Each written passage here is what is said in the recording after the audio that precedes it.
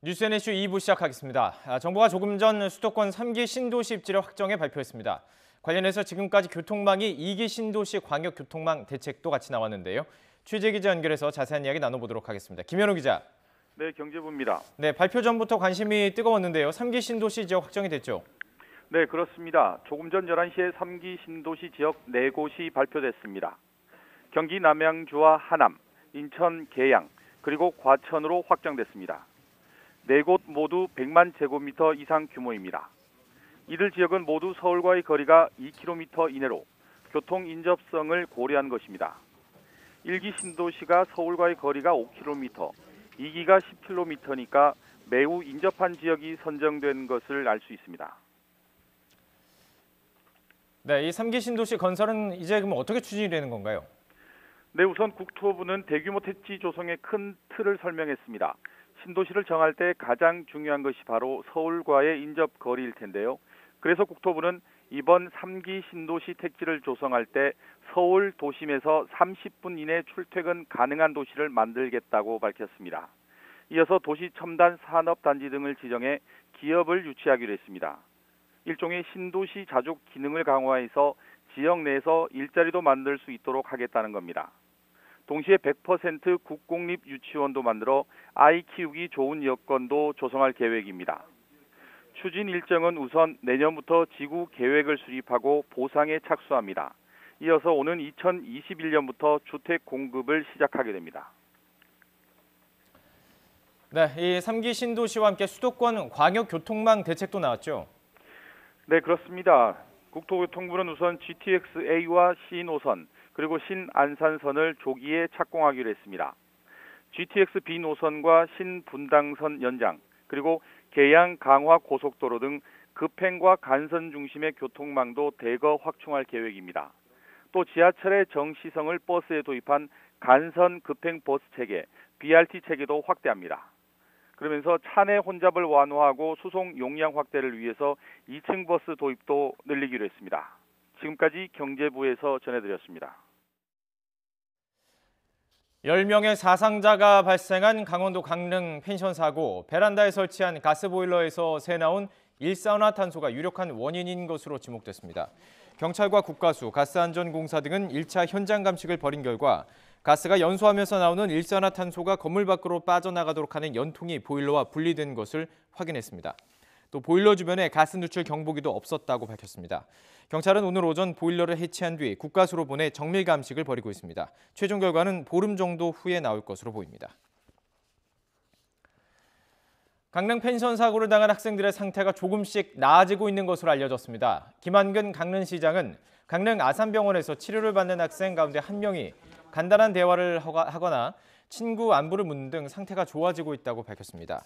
김한근 시장은 학생 환자들이 고압산소 치료를 마친 뒤 중환자실에 입원해 있으며 길게는 일주일가량 경과를 지켜봐야 한다는 게 의사 소견이라고 덧붙였습니다. 환자들은 오늘 오전 8시 반부터 하루 2번 고압산소 치료를 받고 있습니다. 이훈혜 사회부총리 겸 교육부 장관은 오늘 강릉 펜션 사고와 관련해서 상황 점검회의를 열고 최선을 다해 피해자 가족을 지원하겠다고 밝혔습니다. 특히 수능 시험 이후 마땅한 교육 프로그램들이 없어서 학생들이 방치되고 있지 않은지 전수 점검하기로 했는데요. 이훈혜 교육부총리의 발언 들어보시죠.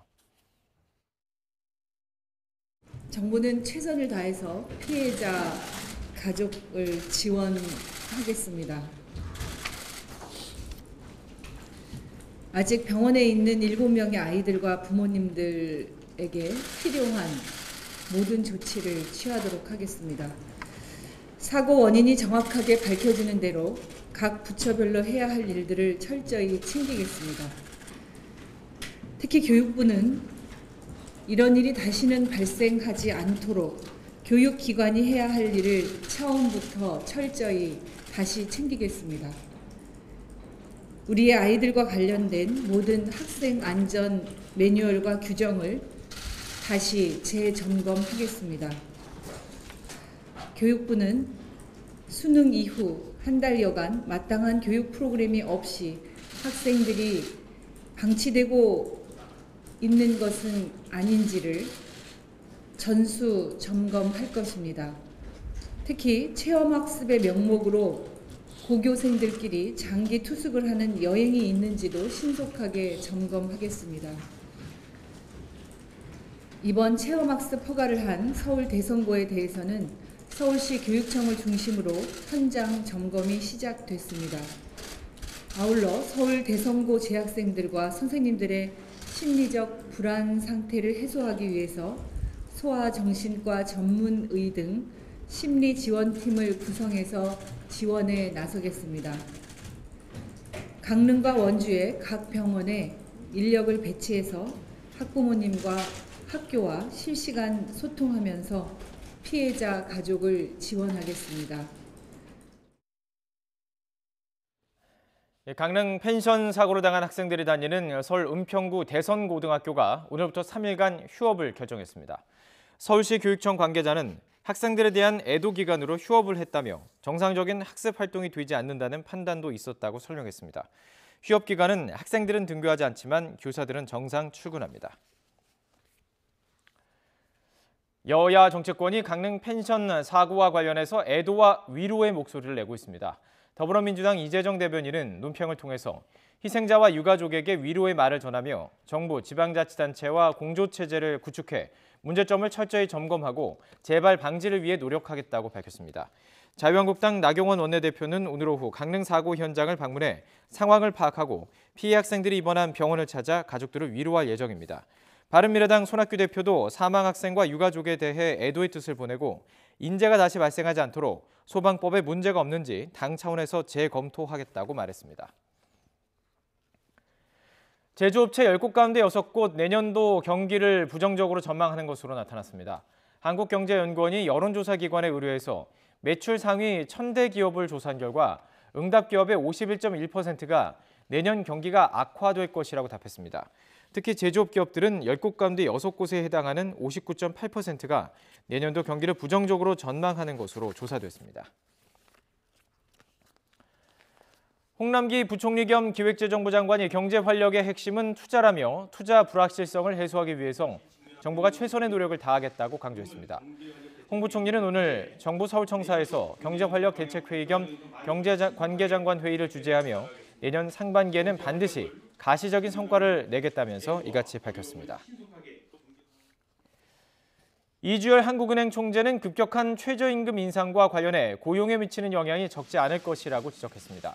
이 총재는 한국은행 본부에서 진행한 송년 간담회에서 이같이 설명한 뒤 정부가 적극적인 대책을 마련하고 있는 만큼 최저임금 인상의 부정적 효과를 정부의 강력한 정책 의지를 완화할 수 있을 것으로 기대한다고 말했습니다. 청년 비정규직 고 김용균 시민대책위가 오늘 고인의 휴대전화 내용을 공개하기로 했습니다. 휴대전화 속에는 작업 지시 내용이 담긴 SNS 문자와 위험한 작업 환경을 촬영한 동영상이 담겨 있는 것으로 전해졌습니다. 사고 현장에서 고인이 손전등으로 상하기도 한 이 휴대전화는 경찰이 수사에 필요한 내용을 먼저 확인한 뒤 유족에게 인계됐습니다.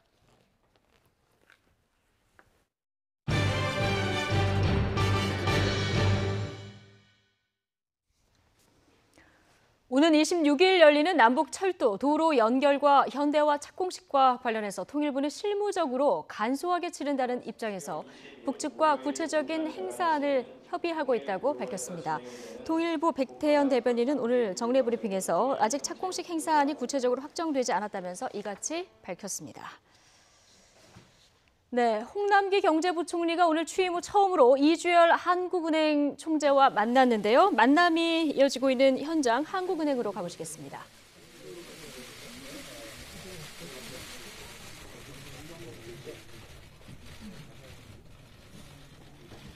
네, 지금 이곳이 서울 태평로에 있는 한국은행 17층 회의실입니다. 오늘 점심을 1시간 정도 같이 먹으면서 대화를 나눌 예정인데요. 자, 한국 경제 지금 안팎으로 경제 불확실성이 커지고 있는 이런 상황인데 이 상황에서 한국 경제 두 수장이 오늘 만난 겁니다. 어떤 얘기를 할지 관심인데요. 현장 목소리 들어보시죠. 네, 지금은 잠시 이제 취재 기자들을 위해서 포즈를 취해주고 있는 모습이고요. 짧게 아마 모두 발언이 있을 것 같습니다. 두 경제수장이 지금 자리에 앉기 직전의 모습이고요. 예. 예. 오늘 홍 부총리 그동안 기준금리 결정은 금통위의 고유 권한이다 이런 얘기를 했었는데 이게 실물 경제와 무관하지 않기 때문에 여러 가지 얘기를 주고 받을 것으로 지금 예상이 되고요. 미국의 기준금리 인상이 이어질 것이 지금 우려가 되는 이런 상황 아니겠습니까? 한미 금리 격차 같은 금융시장 현안, 또 실물 경제 상황에 대한 논의가 두루두루 아마 얘기가 나오지 않을까 그렇게 예상이 됩니다. 자, 이번 회동은 홍남기 부총리가 취임한 이후에 지금 재정당국과 통화당국 수장 사이 첫 만남인데요. 지금 모두 발언 시작되네요. 들어보시죠.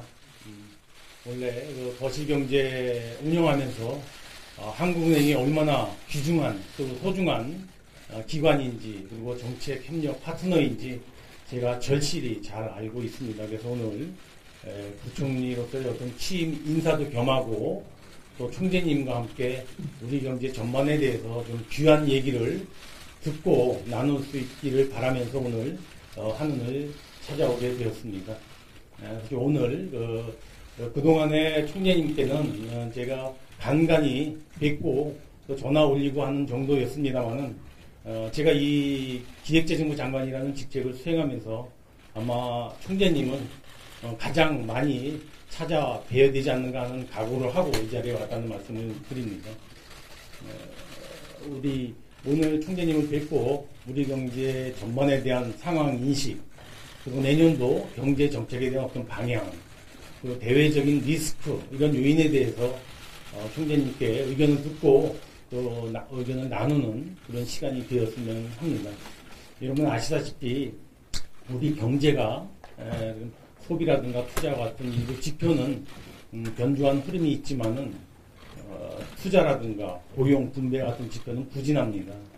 더군다나 대외적으로 글로벌 불확실성이 상존해 있기 때문에 내년도 경제 여건이 결코 녹록지가 않은 그런 상황입니다. 그래서 지난 월요일 날 정부가 경제 정책 방향을 발표했고 특히 경제 활력에 지구하고 경제 체질의 개선, 그다음에 경제 포용성 강화와 미래 대비라고 하는 4가지 축의 정책 내용을 굉장히 담고자 했습니다만 그중에서 1차적으로 경제 활력을 좀 높이는데 1차적으로 정책 역량을 좀 집중하고자 노력을 했습니다. 그래서 재정 규모를 470조 원 확보하고 정부로서는 적극적으로 확장적인 재정 정책을 펴나갈 예정입니다만 재정 역할만으로는 많이 부족합니다. 그래서 재정 정책이라든가 통화 금융 정책이 좀 조화롭게 잘 이루어져야 되지 않는가 싶고요. 이런 정책들의 그래서 정책 공조가 매우 중요한 시점이라고 생각이 됩니다. 그래서 최근에 가계 부채 문제라든가 또는 미금리 인상 추이 그리고 글로벌 금융 변동성 그다음에 미중의 무역 마찰과 같이 대내외적으로 리스크 요인들이 굉장히 상존해 있기 때문에 이에 대해서도 총재님께서 어떻게 생각하시는지 제가 귀한 조언을 좀 듣고자 합니다. 그런 의미에서 앞으로 한국은행과 아주 긴밀하게 협력하고 또 논의해 나가는 그런 계기가 많이 있었으면 좋겠습니다. 앞으로 오늘 총재님과 이러한 경제 상황 인식, 정책 방향, 대내외 리스크에 대한 총재님의 의견과 또 한국은행과 기획재정부 간의 의견 내용의 조율에 대해서 좀 허심탄회하게 논의하는 그런 계기로 삼고자 하고요. 앞으로 아까 앞서 모두 부분에 말씀드린 것처럼 제가 더 적극적으로 우리 이주열 총재님을 찾아뵈려고 적극적으로 노력을 하겠습니다. 감사합니다. 네. 자, 홍남기 부총리와 이주열 한국은행 총재, 정책 공조를 약속하는 선견내 자리이기도 한데요. 1시간 정도 아마 오찬을 하면서 여러 가지 경제 현안에 대한 얘기를 나눌 것 같습니다. 가장 앞으로 많이 찾아뵈야 될 분이다, 이런 얘기를 했는데 김동연 부총리는 아마 재임 기간 동안 공식 회동만 한 8차례 했다고 하니까요. 얼마나 자주 만날지 또 어떤 얘기가 나올지 좀 주목해서 봐야 될 것 같습니다. 오늘 오찬에서 어떤 얘기가 나오는지는 저희가 뉴스앤이슈 3부 시간에 또 현장 연결해서 자세히 들어보도록 하겠습니다.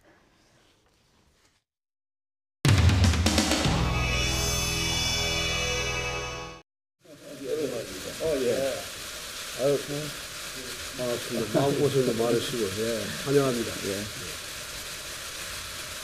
그동안에 제가 한 2년 동안 당을 떠나서 함께하지 못했는데 앞으로 제가 밀린 숙제를 열심히 하는 그런 마음으로 열심히 하겠습니다.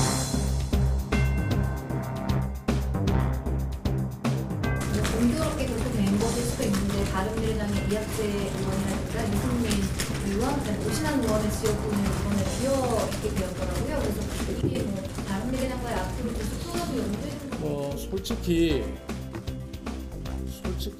나는 지금 이학재 의원만 해도 이학재 인천인 거는 아는데 인천의 어느 분지를 내가 잘 모르고 있거든. 그러니까 내가 원내에 그 구역이 비었는지 안 비었는지조차도 제가 지금 모르고 있다는 이야기예요. 관련해서 이학재 의원님 내일 탈당하고 복당하신다는데 어떤 자료를 좀 갖고 아, 그렇게 들으셨어요? 네, 어떤 자료를 좀 갖고 아, 그렇게 들으셨어요? 다 이미 뭐 본인께서 말씀하신 부분. 그럼 오늘 좀 나한테 연락이 오시겠네? 아직 연락 못 받으셨어요? 네? 아직 연락 못 받으셨어요? 예.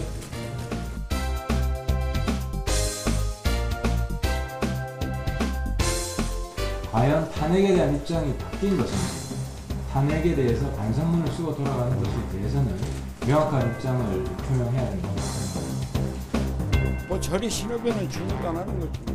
근데 절에서 덮으라고 준 이부자리까지 들고 가는 거는 법에 없죠.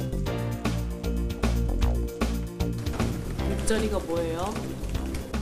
자, 또.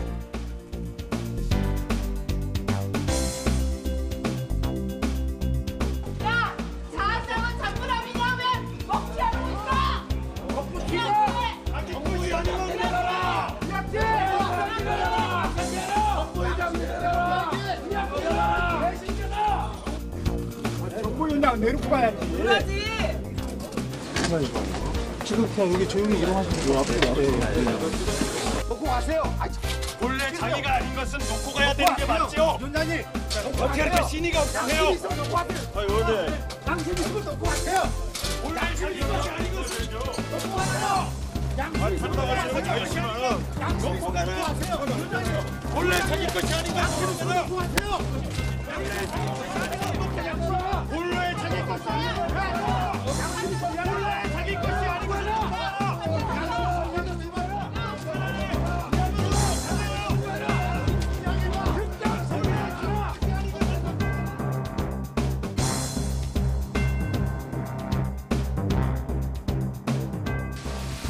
당을 떠나서 함께하지 못했는데 앞으로 제가 밀린 숙제를 열심히 하는 그런 마음으로 열심히 하겠습니다. 하여튼 잘해 주십시오.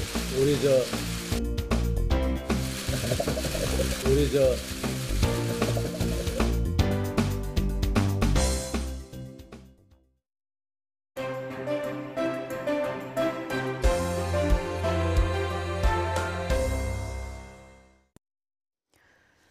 문재인 정부의 유전자에는 애초 민간인 사찰은 존재하지 않는다. 최근 불거진 김태우 수사관의 계속된 폭로에 청와대가 적극 해명에 나서고 있습니다.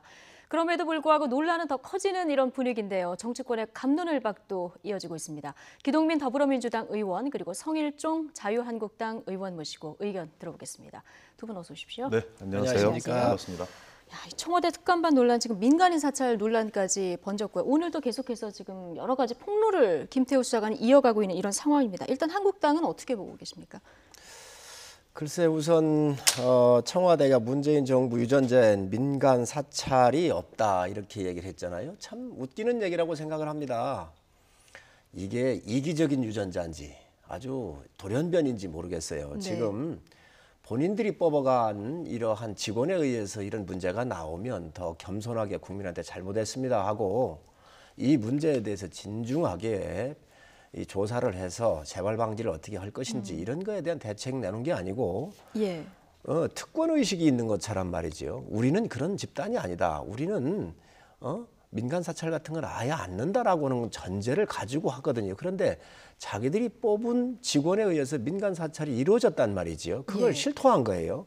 그러니 이거부터 우선 실질적으로 고백을 하고 국민한테 이해를 구하고 또 국정조사든 운영이든 개최하는 게 맞다고 봅니다. 운영이 지금 소집 요구를 하셨잖아요. 예.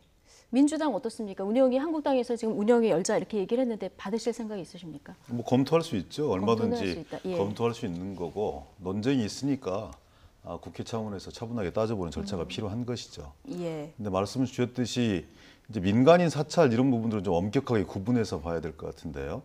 그러니까 대법 판례를 보면 그렇게 적혀 있더라고요. 공무원이 법령에 예. 규정된 직무 범위를 벗어나서 민간인들을 대상으로 평소의 동향을 감시, 파악할 목적으로 지속적으로 개인의 집회, 결사에 관한 활동이나 사생활에 관한 정보를 미행, 망원 활용, 탐문 채집 등의 방법으로 비밀리에 수집 관리하는 것 이렇게 되어 있고요. 찾아오셨어요. 네. 예. 그리고 청와대에서 얘기했는데 민간인 사찰이라고 하면 청와대 등 권력기관의 지시에 따라서 정치적 의도를 가지고 정치적으로 이용하기 위해 특정 민간인을 목표로 이루어지는 것이에요. 지금 6급 주무관이시거든요, 이분이. 물론 박근혜 정부, 이명박 정부에서 근무하셨던 분을 엄격한 검증 절차 없이 또다시 임용함으로써 이런 사태가 불거진 거에 대해서는 지금 청와대의 책임이 크다고 생각합니다. 다만 6급 주무관에 확인되지 않은 사실, 그리고 자신이 분명하게 이 자신의 인사 문제라든지 아니면 경찰청 수사에 개입한다든지 이런 비리가 분명하게 적발이 되어서 직무가 배제된 사람의 얘기를 그대로 전제해서 특정 언론이 그걸 보도하고 또 특정 정당이 그런 부분을 받아들여서 국정조사해야 된다. 이렇게 말씀을 주시는 거는 너무 좀 이렇게 이 지연 말단적인 부분 그리고 확인되지 않은 사실을 가지고 국가의 운영 자체를 일방적으로 매도하는 거 아니냐 이런 생각들을 지울 수가 없는 거죠. 지금 뭐 민간인 사찰의 요건을 얘기해 주셨는데 불순한 목적이 일단 있어야 되고 지속성도 있어야 된다. 이런 걸 보면은 감찰하고 사찰하고 사실은 요 경계선이 조금 약간 그 뭐랄까요? 좀 딱 나누기가 힘든 이런 부분이 있는데 지금 감찰에서 수사로 넘어가지 않았습니까? 이걸 좀 지켜보면 안 되겠습니까? 우선 이 사건은 굉장히 큰 것이지요. 우선 기동민 의원님께서 말씀 주셨는데 검토할 수 있다. 국정조사나 이런 걸 검토할 수 있고 운영위를 검토할 수 있다. 지극히 정치적인 이야기입니다. 이게 국민들이 정치적인 그렇습니다. 이게 지금 국민들이 굉장히 아주 우려의 눈으로 보고 있거든요. 제가 하나 말씀을 드리면 청와대 비서실에서 한 일이다. 그 문건에 근거한 언론의 의혹 제기를 비난하고 화를 내는 것은 옳지 않다. 이 말은 무슨 얘기냐면 박관천 씨의 정윤의 문건이 나왔었을 때 당시 문재인 대통령이 비대위원으로 있으시면서 하신 말씀입니다. 그 문건에 근거한 언론의 의혹 제기를 비난하고 화를 내는 것은 옳지 않다. 이렇게 말씀하셨어요. 이 사건이 뭐가 틀리겠습니까? 지금 청와대가 뽑은 직원에 의해서 지금 6급으로 자꾸 급수가 낮은 걸 얘기하는데 청와대는 6급이 됐든 비서관이 됐든 또 그 이상의 수석이 됐든 청와대입니다. 청와대 자체는 대통령을 보좌하는 자리예요. 이런 곳에서 민간인 사찰이 이루어졌어요. 고건 전 총리, 진대재, 변향균 이런 분들이 옛날에 국정원 그 민간인 사찰했다 그래가지고 국정조사가 이루어지고 야당의 공격이 셌었잖아요. 이러한 선례들이 다 있습니다. 이게 굉장히 중요한 국기 문란 행위거든요. 이게 지금 현재 하나의 개인의 일탈이다 해서 꼬리 자르기로 가서는 안 된다. 이거는 굉장히 중요한 사건입니다. 그래서 지금 이 자체를 여당이 저는 더 먼저 치고 나와야 된다. 이 여당이 방어하게 되면요. 공범이 될 수도 있어요. 여당이 먼저 치고 나와야 된다. 그렇습니다. 여당이 먼저 치고 나와서 규정을 좀 정확하게 해야 되는 건데 박관천 씨 문건을 얘기를 했던 건데요. 박관천 씨가 어제 특정한 방송국에 나와서 이 사안은 그 사안과는 완전히 격이 다른 문제라고 분명히 얘기하고 있어요. 그리고 정윤회 씨 문건 같은 경우에는 국정농단과 직결되어 있는 사안입니다. 실제 대통령을 움직여서 나라의 운명들을 송두리째 바꿔버리는 그런 절체절명의 국정농단 사건이거든요. 이 사건은 좀 더 조사를 해봐야겠지만 과연 지금 성일종 의원께서 말씀 주신 것처럼 그러한 사건과 견줄 수 있는 부분들인지는 좀 더 차분한 접근들이 저는 필요하다 이렇게 생각을 하고요. 국정조사가 무슨 만병청치약도 아니고 조자랑 헌칼 쓰듯이 무슨 사안만 있으면 국정조사를 하자. 얼마 전에 합의한 서울시 교통공사 문제, 강원랜드 문제, 예. 아직 대상과 범주 문제도 논의가 진행 중입니다. 유치원 3법도 그대로 있고 선거제도 논의를 해야 되는 얼마든지 모든 것들을 테이블 위에 올려서 논의할 수 있는 부분들이지만 이래는 선후 경중의 문제가 있다고 생각하거든요. 청와대에서 적절하게 답변하고 있고 검찰에서 수사를 진행하고 있느니만큼 그런 과정들을 좀 차분하게 지켜보고 과연 이것이 국정농단 사건에 준하는 그런 정도의 커다란 정직적 사건인 것인지 아니면 궁지에 몰린 개인의 어떤 이 국면을 전환하기 위한 그런 노림수인 건지 이건 뭐 며칠만 지나면 나오는 것 아니겠습니까? 그 과정을 보고 만약에 그런 의심들이 든다면 국정조사 아닌 더 그 이상의 것도 할 수 있는 부분이죠. 국회에서 너무 단정해서 얘기하는 건 옳지 않다. 지금 안 그래도 할 일이 많기 때문에 좀 차분히 지켜보다가 이게 정말 이제 국정조사로 가야 될 사안이면 그때 가도 늦지 않는다 이런 얘기신 것 같은데요. 차분히 지켜볼 사항은 아니지요. 차분히 지켜볼 사항은 그렇습니다. 아니다. 러시아 대사입니다. 국가의 특명 전권을 받고 있는 대사가 관련됐고요. 또 도로공사 사장이 관련이 돼 있어요. 도로공사가 어떤 데입니까? 대한민국의 도로를 관련 수백조씩을 관리하고 있고 발주가 나가고 있는 데예요. 권력의 핵심부들이 관련된 일들이에요. 이게 어떻게 이게 조그마한 사안입니까? 이런 사건에 대해서 이 청와대에서 근무한 사람의 폭로거든요. 이걸 어떻게 개인의 일탈로 볼 수 있겠어요?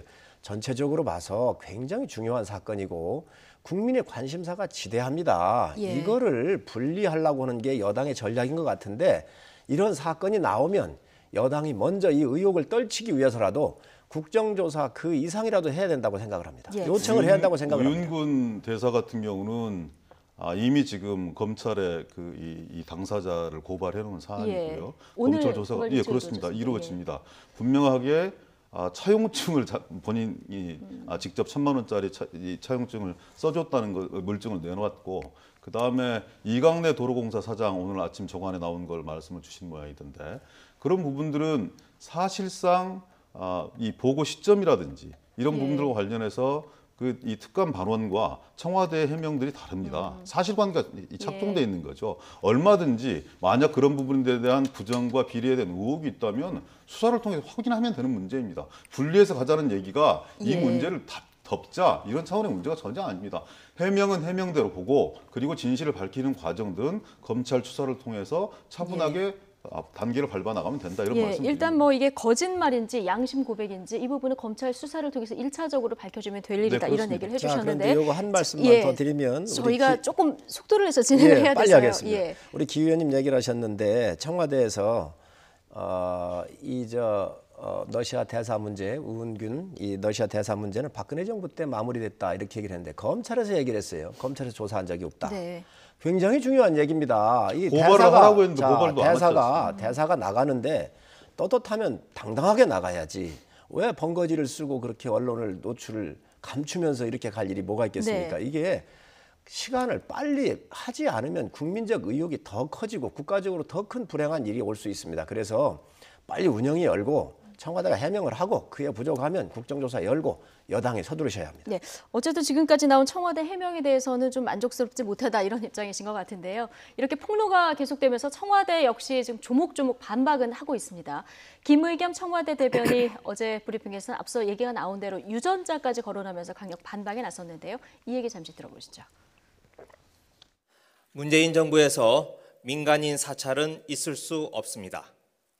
가상화폐 관련 정책을 만들기 위해 그 업계의 기초적인 상황을 파악하는 것은 꼭 필요한 요건입니다.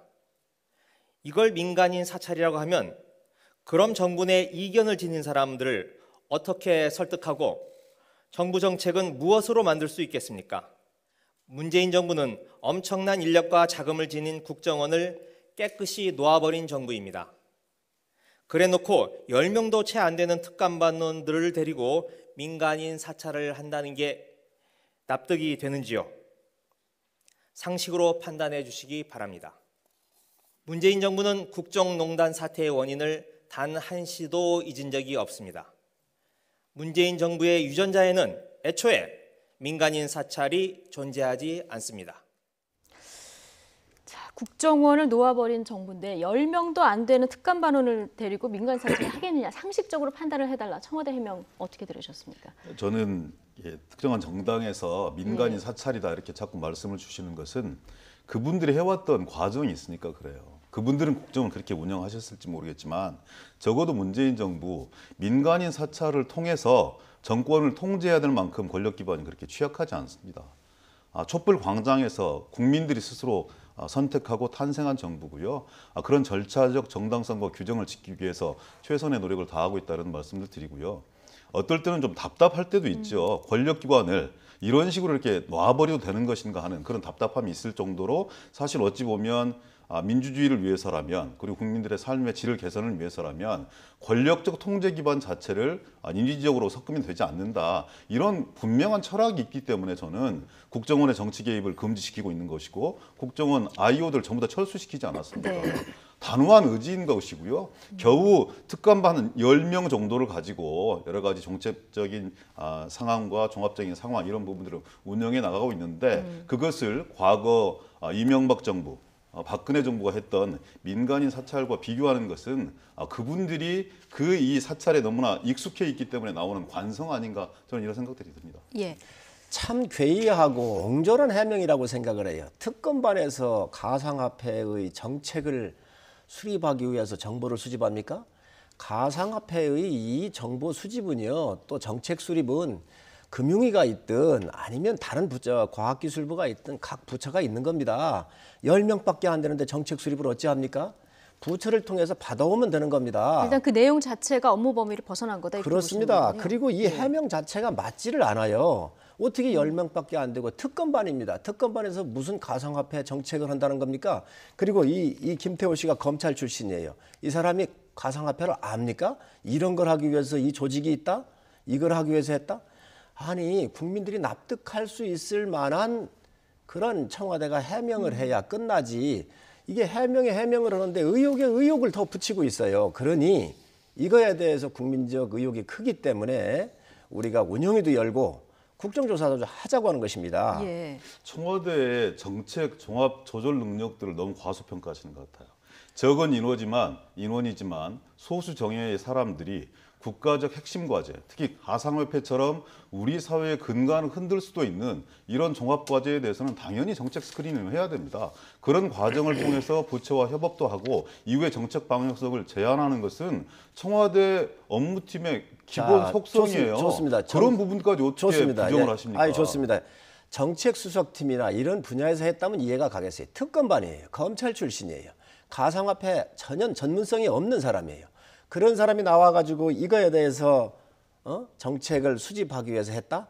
국민이 납득할 거를 해야지요. 당시에 이제 비트코인 문제가 워낙 사회적 문제가 되긴 했는데요. 이런 거에 대한 비리 문제 또 이런 거에 대해서 정권 실세가 관련됐는지에 대해서 특감을 한 겁니다. 특감을 하다가 보니까 이런 문제가 나왔고 민간 사찰 나온 거 아니겠어요?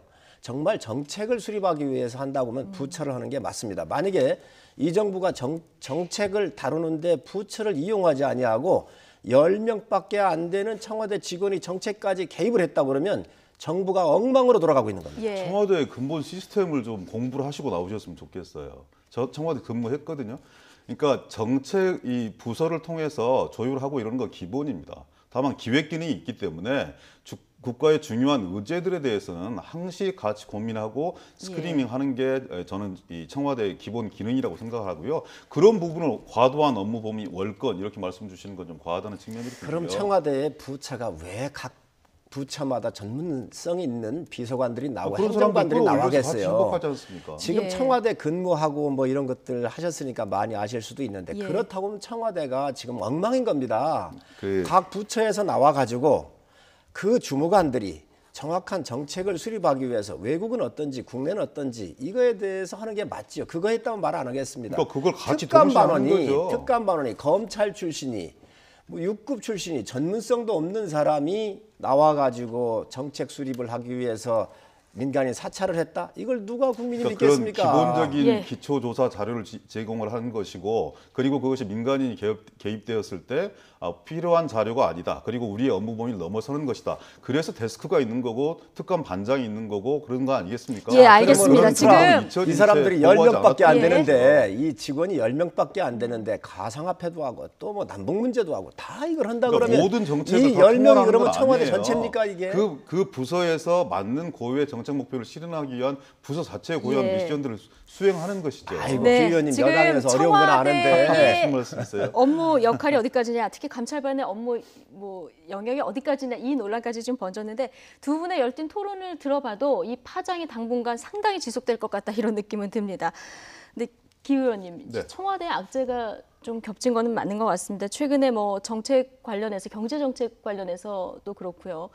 지지도도 지금 많이 떨어지고 있는 이런 상황이라서요. 어제 대통령 직속 정책기획위원회 그리고 더불어민주당 싱크탱크죠. 민주연구원이 심포지움을 열었는데 상당히 날카로운 얘기들이 많이 나왔습니다. 새겨드려야 되는 거죠. 네. 그리고 최근에 이제 송년회도 지속되고 있고, 동네 뒷골목에 가보면 중산층과 서민들의 문제, 영세 자영업자들의 문제, 사회적 취약계층들의 민생 문제, 이런 부분들을 좀 유능하게 해결했으면 좋겠다, 이런 지적들을 많이 주십니다.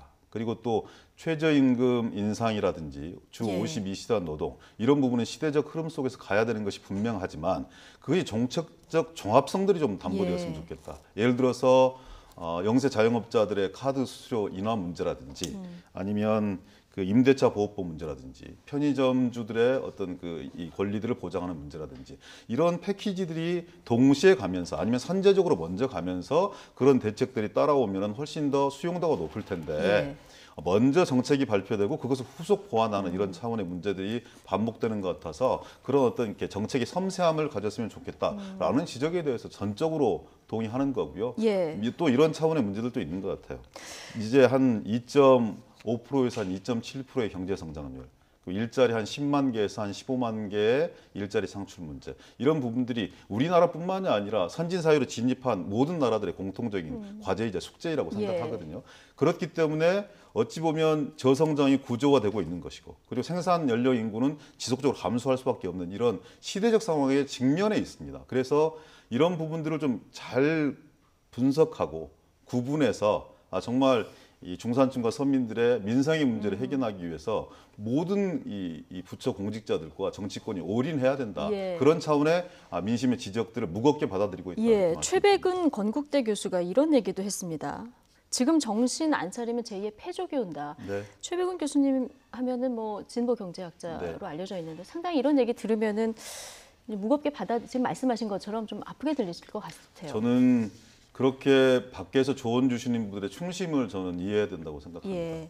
저는 그만큼 지금 영세 자영업자라든지 사회적 취약계층, 중산층과 서민들의 삶이 대단히 어려워지고 있다는 부분들을 간증하는 것이고요. 그 부분에 대해서 집권 여당이, 청와대와 정부가 제대로 반응하지 못했을 때 뭐 가혹한 심판이 오리라는 건 불보듯 뻔한 것이고요. 더욱더 낮은 자세로 겸손하게 중산층과 서민들의 삶을 개선시켜내는데 올인해야 된다. 이번에 열린 임시국회 역시 그런 중산층과 서민, 사회적 취약계층의 염원에 부응할 수 있는 이런 임시국회가 된다고 생각하는데 초기부터 좀 민간인 사찰 문제 등 이런 문제를 가지고 정치권이 격돌하고 있는 것 같아서 안타까운 심정입니다. 기동민 의원도 지금 이제 현장 목소리, 이렇게 나오는 목소리는 귀담아서 귀중하게 들어야 되겠다 이런 얘기도 해주셨고, 문재인 대통령도 최근에 경제 정책과 관련해서 어떤 속도나 방향을 좀 조절할 수 있는 부분에 대해서 언급하고 잘못된 부분에 대해서 시인도 하고 그랬거든요. 제1야당이시니까 이쯤 해서 이제 경제 정책 관련해서는 여러 가지 좀 협치에 응하실 생각이 있으신지요? 얼마든지 협치하겠습니다. 그러나 이 정부가 소득주도 성장, 탈원전 등 최저임금 급격한 인상을 비롯해서 주 52시간 근무 같은 이런 엄청나게 정책적인 실수를 저질러 놨어요. 이런 부분에 대해서 이 정권이 이제 지지도가 떨어지고 국민적인 원망이 높아지고 하니까 위기의식을 느낀 겁니다. 그러니까 민주연구원이라든가 이런 곳에서 이제 쓴소리를 낸 것이지요. 이러한 인정된 것을 바로바로 인정하고 정책을 변환하면 저희 당은 얼마든지 협조하면서 같이 가겠습니다. 네, 그럼 정책을 완전히 지금 그렇습니다. 바꿔야 된다고 그렇습니다. 말씀하시죠? 소득주도 성장 같은 경우, 탈원전 같은 경우 바로 국민을 위해서 바꿔야죠. 실패했거든요. 예. 1년 7개월 동안 오면서 실패한 게 그대로 나와가지고 이 피폐가 어디로 가느냐? 어려운 서민들한테 가고 있는 겁니다. 그래서 정책은 해볼 수도 있는 거거든요. 시행해 볼 수 있어요. 그러면 잘못됐으면 바꾸어서 우리 국민들이 편안하게 등 따뜻하게 할 수 있도록 즉각적으로 우리가 이것을 정부가 인정을 하고 또 바꾸고 하면은 저희 당은 항상 협조하고 뭐 임시국회 아니라 그 이상도. 방향과 속도 조절만으로는 안 되고 완전히 정책을 바꿔라 이런 그렇습니다. 주장이신데. 방향을 전환해야죠. 속도도 잘못된 건 속도도 빨리 바꿔야 되고 전체적으로 전반적인 것을 흔들어야 합니다. 좀 납득하기 힘든 건데요. 그렇게 재벌 중심의 어떤 이 경제 집중 그리고 또 원전의 집중 이런 부분들이 정권에 대한 날카로운 심판으로 이어졌다는 사실을 분명하게 인지해야 됩니다. 지금 경제 상황이 나빠진 부분들에 대해서 그리고 또 경제 상황이 호전되지 않는 부분들에 대해서 엄중한 책임감을 가지고 있습니다.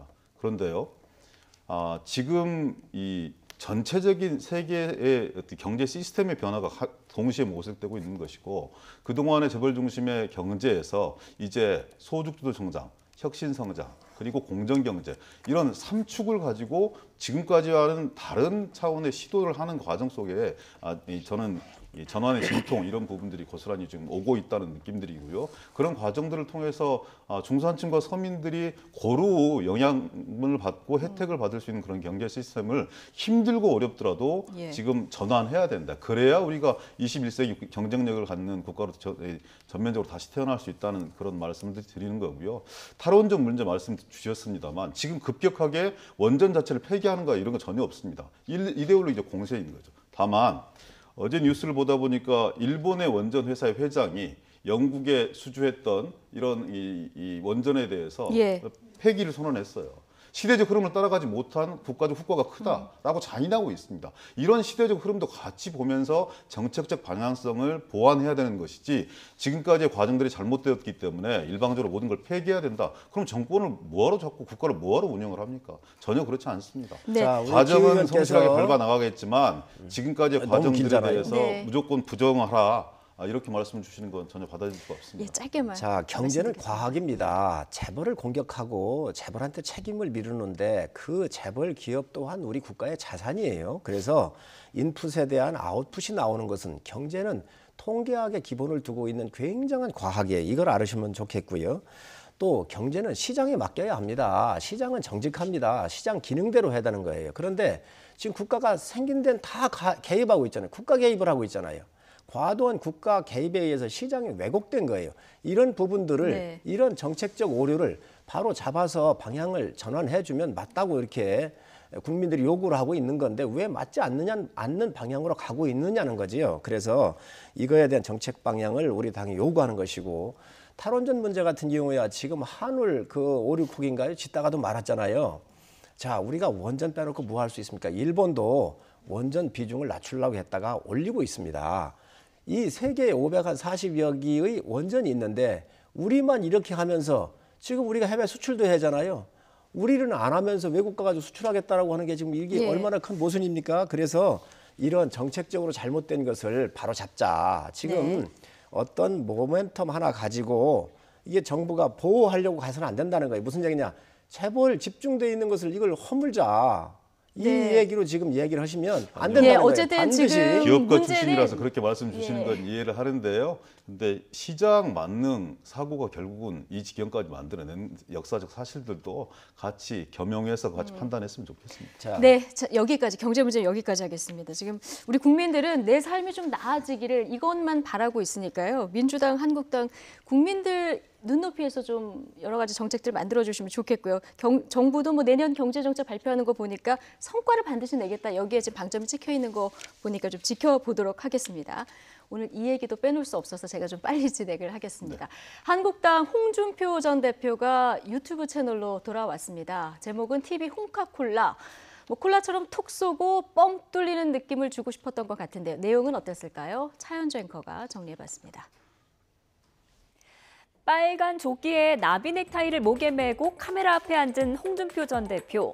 예고했던 대로 어제부터 유튜브 방송 TV 홍카콜라를 시작했는데 어떤 내용으로 첫 방송 시작했을까요? 잠시 보겠습니다.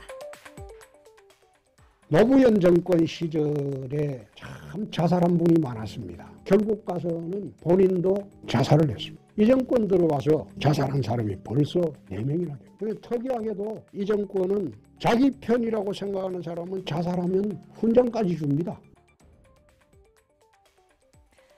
네, 이렇게 첫 방송 포문을 극단적 선택이라는 자극적 소재로 연 홍 전 대표.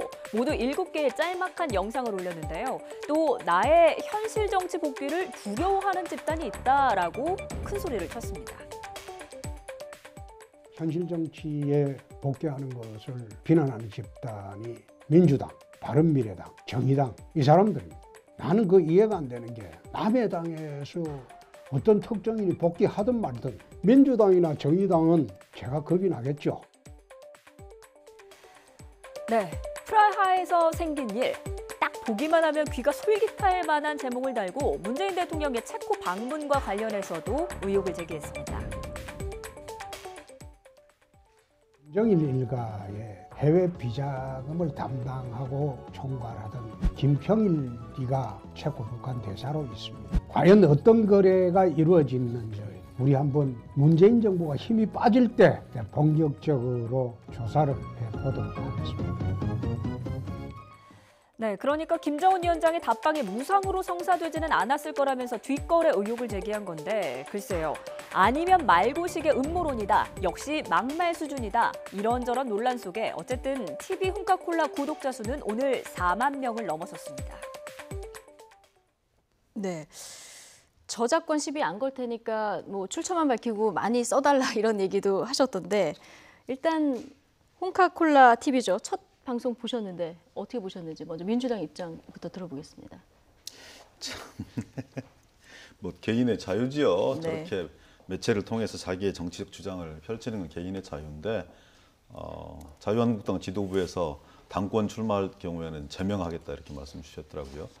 저는 정치의 발전을 위해서도 그렇고 보수 혁신 차원에서도 그렇고 저런 분들에게 마이크가 계속 집중되어서 사람들에게 회자되고 있다는 네. 자체가 정치 발전에 크게 도움이 될 것 같지는 않아요. 네. 물론 저희 더불어민주당 입장에서는 상대당의 상징으로 홍준표 전 대표 같은 분들이 떠오르는 게 정치적 득실 차원에서 그렇게 나쁘진 않습니다만 네.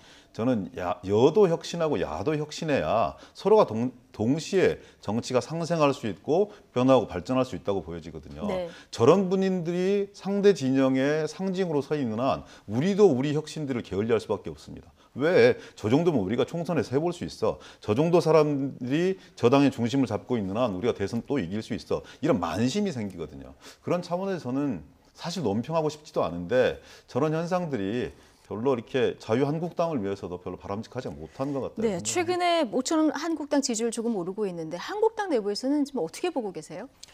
글쎄 뭐 우리 홍 대표께서 개인 유튜브 방송을 열어가지고 여러 가지 주장을 하고 계신 것 같은데 당하고는 무관한 일입니다. 단지 우리 당의 대표를 하셨고 또 대선 주자를 하셨기 때문에 주목을 받고 있는 것이지요. 또 민주사회에서야 뭐 여러 가지 정치적 사건과 이런 사건들에 대해서 분석하고 의견을 하는 것은 자유로운 거 아니겠습니까? 그래서 저희 당하고 뭐 협의하거나 이렇게 해서 뭐 방송한 것도 아니고 또 각각의 의견들을 내는 것이니까 뭐 그거야 뭐라 하겠습니까? 그래서 이것은 본인 우리 홍 대표의 여러 가지 정치적인 생각이라든가 이 전달하는 표현의 방법을 이런 매체를 통해서 하고 있는 거기 때문에 저희가 뭐 이 부분에 대해서 그렇게 중하게 뭐 얘기하거나 그럴 필요는 없다고 생각합니다. 성일종 의원님, 아까 그 청와대 이 특감 반원의 일탈의 문제에 대해서 제가 개인적 일탈이다. 좀 더 조사하고 판단해봐야 된다 이런 말씀을 주셨을 때 국가 차원의 국기문란이다 이렇게 말씀 주신 분이 저분이 자유한국당의 대선 후보 아니었습니까? 당 대표였고 직전 당 대표였고 근데 그렇게 당하고 무관하다 이렇게 말씀 주시면 대단히 서운한 얘기죠. 아니죠. 청와대라고 그러니까 것은 제 차원에서 비판할 수 있고 아닙니다. 그 당을 위해서 저분의 어떤 행태에 대해서 얘기할 수 있는 것이지만 저는 성일종 의원님은 그렇게 비켜가면 안 된다고 생각합니다. 아닙니다. 우리 기 의원님이 정말 잘못 생각하고 계세요. 뭐냐면 그래요? 청와대라고 하는 것은 국민을 편안하게 해주고 잘 살게 해주십사 하고 국민이 권한을 맡긴 것이고 지금 우리 홍 대표는 대권 주자를 하고 대표를 하셨지만 내려놓고 간 평당원입니다. 우리 몇백만 명의 당원 속에 한 분이세요. 그리고 그런 자유를 가지고 권력을 갖고 있는 게 아니에요. 당원으로서 얘기하는 건데 청와대하고 이것을 비교한다는 것은 아주 어쨌든 적절하지 못합니다. 당원이지만 여전히 뭐 한국당 내에서 그리고 우리 한국 정치권에서 영향력을 행사하는 분이기 때문에요. 어쨌든 굉장히 지금 분들이 있습니다. 어쨌든 뭐 국민들 관심 굉장히 뜨거운 이런 상황인 것 같고요. 자, 그런가 하면 어제 이학재 의원이 바른미래당 떠나서 이제 한국당으로 다시 돌아가지 않았습니까? 이학재 의원 추가 탈당 가능성을 열어놨는데 자, 유승민 의원의 행보도 관심입니다. 이에 대해서 오신환 바른미래당 의원 생각까지 함께 들어보고 돌아오겠습니다. 많은 의원들하고 교감이 있었습니다. 굉장히 많은 분들이 보수통합의 필요성에 대해서는 공감을 하고 계시고요. 자유한국당에서 얼마만큼 보수통합을 위해서 노력을 하고 또 내부 개혁을 힘있게 추진하냐에 따라서 그 시기와 규모는 결정된다 생각합니다. 바른정당 출신이 아닌 분도 계시고 바른정당 출신인 분도 계시고 아는 분은 그럼 이현주 의원 제가 구체적으로 특정인을 거명하면서 말씀드리진 않겠습니다. 바른미래당에서의 다음 스스로의 정치적 비전을 찾아가기가 어렵다라고 판단하는 사람들이 있기 때문에 저는 열려져 있는 상태에서 다른 방식으로라도 다른 액션이 있을 수는 있다 이렇게 생각하고 있습니다. 유승민 전 대표의 거취와 앞으로의 입장과도 연관이 있기 때문에 보수의 새로운 방향에서의 재편 속에서 본인이 어떤 역할을 하여야 된다는 생각은 확고하거든요. 의원 이후에 또 다른 이제 의원들이 한국당으로 넘어갈까 이 부분이 관심인데 일단 지금 이현주 의원 얘기가 제일 많이 나오거든요. 이현주 의원이 처음 이제 민주당 경기 광명에서 당선이 됐잖아요. 민주당에서는 어떻게 보고 계신지 좀 짧게 들어보겠습니다. 이현주 의원님의 정치적 거취 문제가 별로 관심 없고요. 철새 따뜻한 남쪽 나라로 간다는 그런 소문들이 많아서 김무성 의원 지역구를 좀 눈여겨서 보고 있습니다. 저는 저런 정치 행태가 자유한국당의 쇄신 노력을 감춰버린다고 생각해요. 도로 친박당 되는 거거든요. 그러니까 박근혜 전 대통령의 비서실장 출신이 저렇게 해버리는 게 대단히 무책임하다는 생각을 하고요. 손학규 대표가 중이 싫어서 떠나는 건 어쩔 수 없지만 이부자리라도 놓고 가야 되는 거 아니냐 이렇게 말씀 주셨는데 이부자리 좀 놓고 가셨으면 좋겠어요. 이학재 의원님께서는 그런 전례가 없다 이렇게 말씀 주셨는데 찾아봤더니 2016년도에 진영 의원께서 이 민주당으로 새누리당 탈당하실 때 안전행정위원장 놓고 가셨고요. 예전에 김정호 의원님도 신한국당 탈당하고 자민련으로 가실 때 정보위원장 놓고 가셨어요.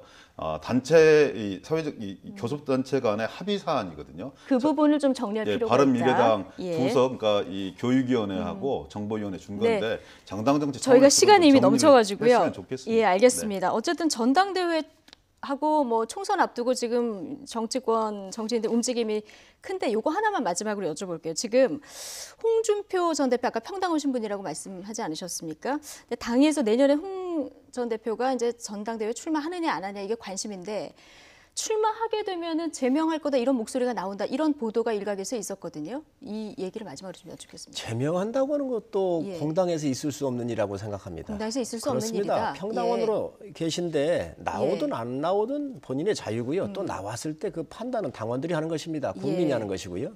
그래서 그것을 누가 싫어하니까 나와야 되고 좋아하니까 싫어하니까 나오지 말고 좋아하니까 나와야 된다. 이건 맞지 않다고 보고요. 지금 이학재 의원 또 우리 기 의원님 말씀 주셨는데 저 이거 과정이 잘못됐다고 생각합니다.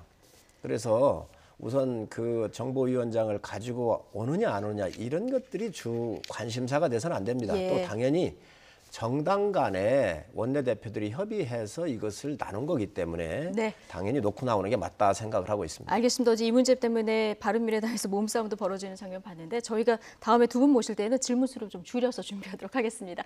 오늘 여기까지 듣겠습니다. 지금까지 기동민 더불어민주당 의원 그리고 성일존 자유한국당 의원과 얘기 나눠봤습니다. 고맙습니다. 네, 감사합니다. 네, 뉴스앤이슈 잠시 뒤 3부에서 다시 뵙겠습니다.